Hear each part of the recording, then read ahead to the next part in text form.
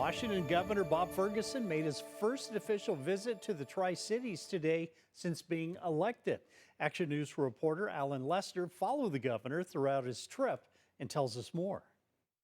An eventful first visit to the Columbia Basin for the governor as he made several stops throughout the Tri-Cities. The first, a meeting with members of the Columbia Center Rotary in Kennewick, where Governor Ferguson stood before the crowd, highlighting his first 100-plus days in office, as well as answering a series of questions ranging from affordable housing concerns to tackling the growing state deficit. The $16 billion shortfall has been a huge problem for us. Right? There will be more taxes. There will also be a lot of cuts.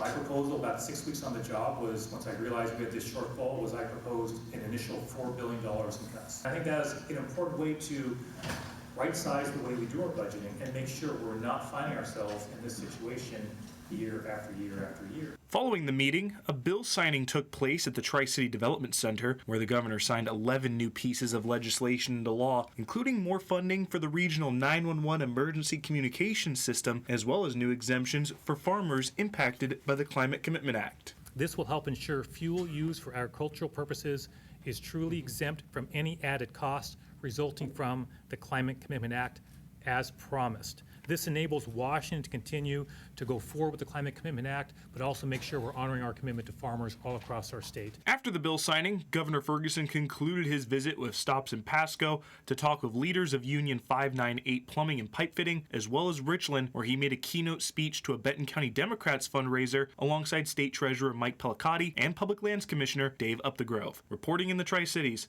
I'm Alan Lester, KEPR Action News. And Ferguson now heads back to Olympia, where he has until Tuesday to approve or veto the new budget legislation passed in the State House and Senate. If rejected, a special legislative session will then commence.